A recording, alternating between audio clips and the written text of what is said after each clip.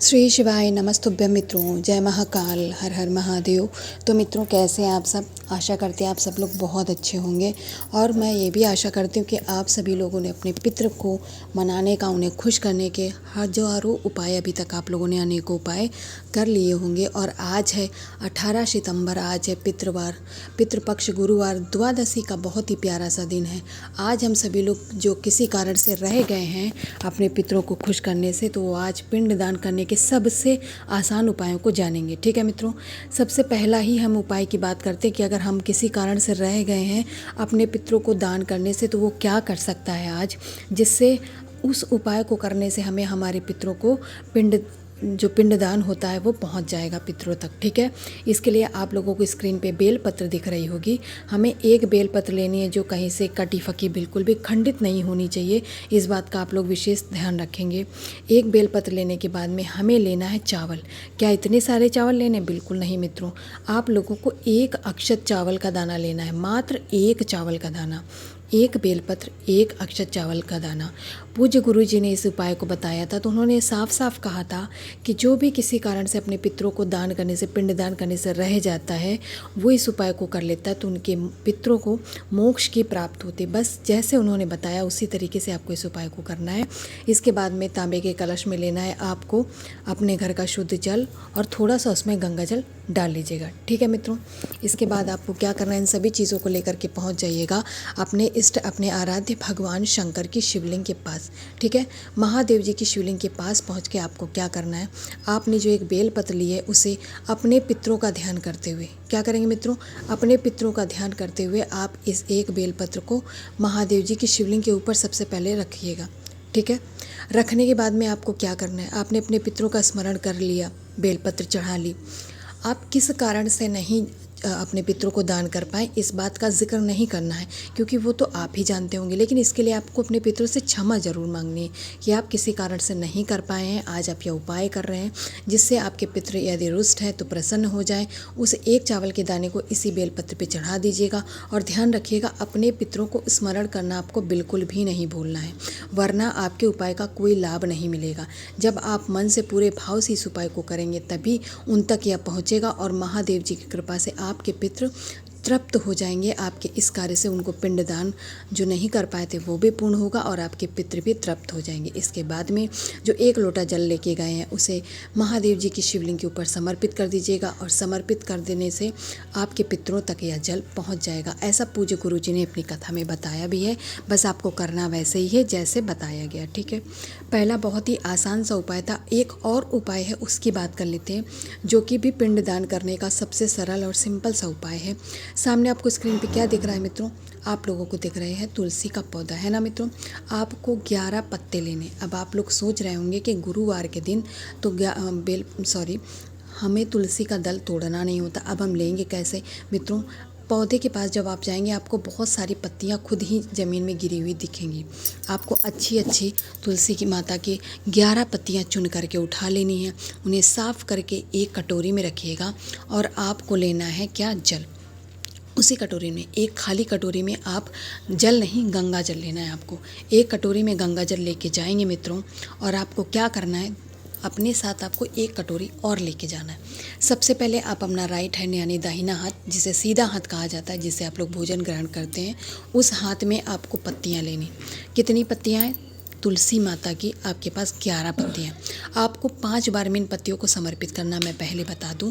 अब आप 2-2 करके रखते हैं, कैसे रखते हैं वो आपके ऊपर है। आप एक साथ रखना चाहे एक साथ रख लीजिए, बशर्ते आपको इस जल को कटोरी के अंदर 5 बार जलाना है। हमें जाके तुलसी माता के गमले में इस जल को डायरेक्ट नहीं चढ़ाना है, बल्कि अपने पितरों का ध्यान करेंगे। अपने हथेली में आप गंगा जल ले लेंगे, अपने पितरों का स्मरण करेंगे और उस जल को आपको 5 बार, पूरी की पूरी तुलसी के दल आप अपने हाथों पहले रख लेंगे 11 पत्तियाँ, फिर गंगा जल डालेंगे और अपने पितरों का स्मरण करेंगे। अपने हथेली से कटोरी नीचे रख लेंगे।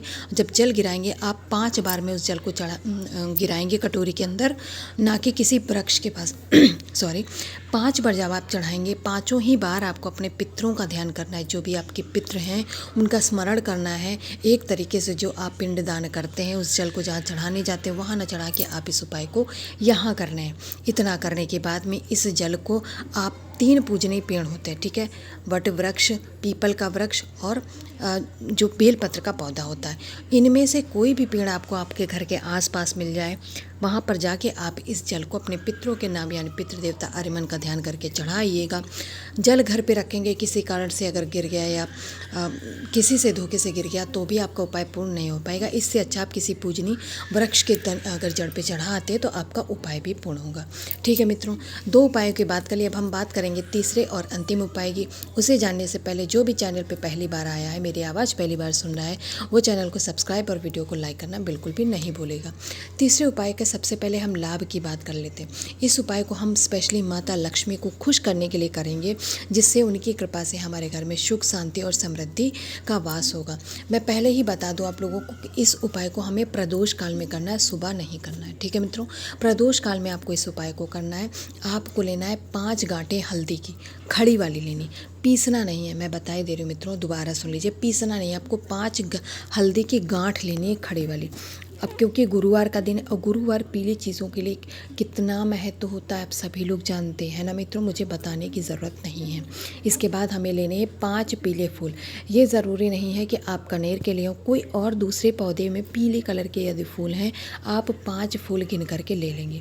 5 पीले फूल कोई भी किसी भी पौधे के और 5 हल्दी की गांठ खड़ी वाली आपको लेने के साथ ही में 1 घी का दीपक हम तैयार करेंगे यहाँ पर। और जब माता लक्ष्मी के लिए दीपक तैयार किया जाता है, आप सभी जानते हैं मित्रों कि लंबी बाती का प्रयोग किया जाता है, यानी लंबी बाती का घी का 1 हम दीपक तैयार करेंगे।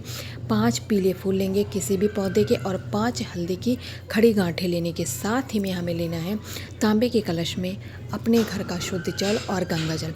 इसके बाद इस कलश के अंदर हमें कुछ भी नहीं डालना है, ठीक है मित्रों, कुछ भी नहीं डालना है आपको। अब इन सारी चीज़ों को लेकर के हम अपने इष्ट, अपने आराध्य भगवान शंकर यानी महादेव जी की शिवलिंग के पास पहुंच जाइएगा मित्रों। आपका मन है आप घर पे करिए, आपका मन है आप बाहर मंदिर में भी इस उपाय को कर सकते हैं, कोई बाध्यता नहीं, ठीक है, आपकी सुरक्षा पे।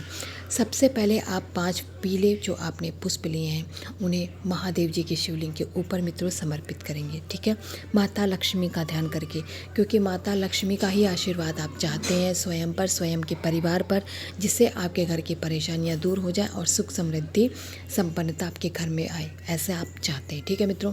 इसके बाद में 5 हल्दी की गांठें, उनको भी महादेव जी के शिवलिंग पे जो माता पार्वती यानी माता का हस्तकमल है वहाँ पे समर्पित कर दीजिएगा। जब यहाँ पे आप समर्पित करेंगे, आपको मंत्र बोलना है जो कि आप ओम नमः शिवाय बोलते, उसे ना बोल करके शिवाय नमः ओम का आपको 21 बार जाप करना है। कितने बार मित्रों?